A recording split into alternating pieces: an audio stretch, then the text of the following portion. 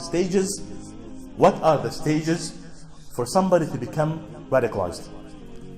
What are the stages for somebody to become an extremist? And wallahi, this is the most important aspect of my talk. Because these things, we should be able, this is early signs for someone to detect who is going the right way versus somebody who is going the wrong way. Let me give you an easy one for those who speak Arabic, and an elaborate one for everybody. For those who understand Arabic, they call them the 3 T's. The 3 T's. At-Tahrim, At-Takfir, At-Tafjir. So the very first thing is, the very first T is what? Tahrim. Everything to him is haram. What is this? Haram. Haram. Haram. Haram. We understand this halal and haram, but the thing is, the point is to put things in their categories. You see? So the extremist, the very first stage is what will he think? Everything is haram. And the next stage is what? Takfir. It's not only haram now, he's now making takfir of people. He's this group, oh, he's that group, oh, he's not, these are we shouldn't be talking because these are extreme, what? Let's not talk to them. So he starts pushing pushing people out of Islam, left and right, like he is the boss, He have the chalk of the boundaries of Islam. You're out, I'm in, that kind of thing. And the last thing is what? A tafjir, that he starts now. The way he does this is, he wanted to attack and kill people.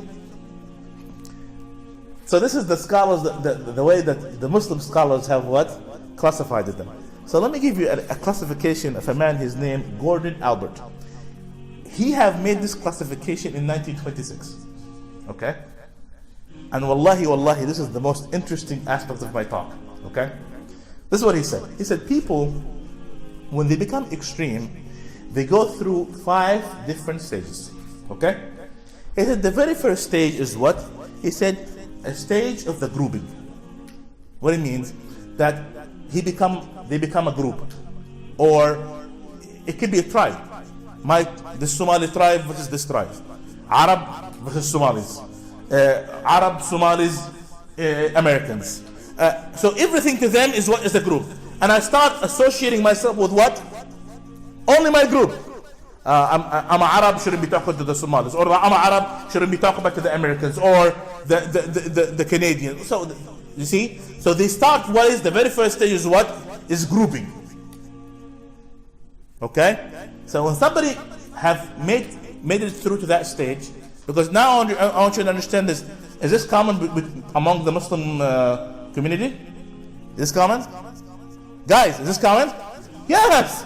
So we are almost, I would say, 97 of us belong to this group. Okay, now let's move into the next group. Okay, the next stage, the stage of isolation. I am from tribe X. I shouldn't be talking to tribe Y. So now I'm grouped. Now I'm not going to talk to the other group. Or I belong to this masjid, or I'm not going to talk to this masjid. Okay. I am, so how many times we see this? This is very common. I'm African American. I'm not going to talk to the Somalis.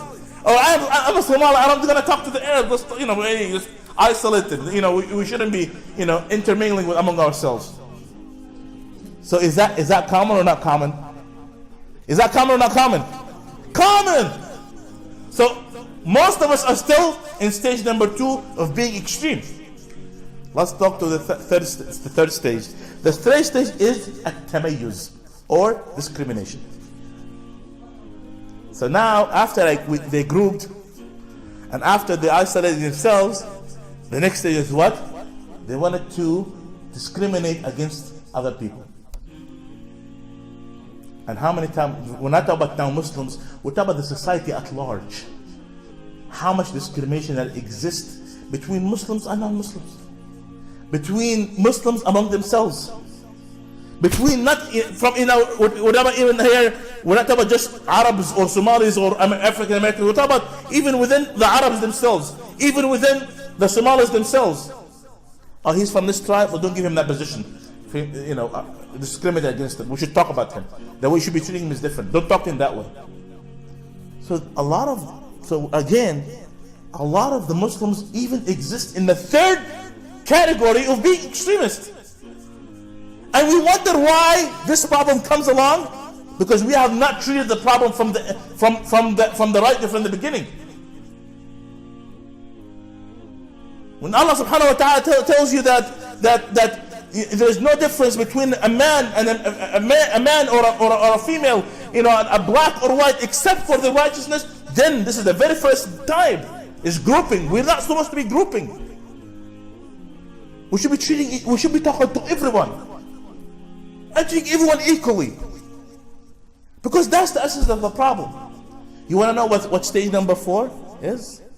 Is attacking, verbally or physically. And how many times we see this now? Between African Americans and whites, between Muslims and non-Muslims.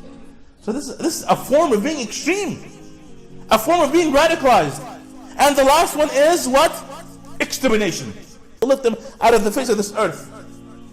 So the problem is, my dear respect brothers and sisters, is the fact that the majority of Muslims are what? And even the society, we're not talking about just Muslims themselves, the society, what is the problem is that we are 3 out of 5 and won't even know it. We are going to the groups, we are isolating themselves from other groups, and we're discriminating against other people. The only thing is missing is for us to attack and subhanAllah and wipe out. And this is the difference between us and the other groups. So we have to think about these things. These things is extremely dangerous. And how should we treat that? The very first thing is we have to be open to each other. Talk to each other.